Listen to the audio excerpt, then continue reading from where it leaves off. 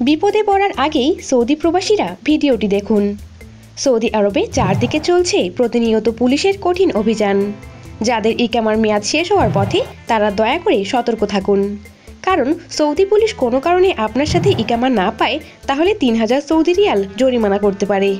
তাছাড়া জেলও হতে পারে আপনার। যারা ইকামা রিনিউ করার কথা ভাবছেন তারা অবশ্যই আপনার কফিলের কাছ থেকে একটি লেটার নিয়ে নেবেন। সেই লেটারে আপনার ইকামা রিনিউ করার জন্য জমা দেওয়া আছে এমন তথ্য উল্লেখ করা থাকবে। আর এই লেটারটি সৌদি আরবের চেম্বার্স অব কমার্স থেকে সত্যায়িত করা থাকবে।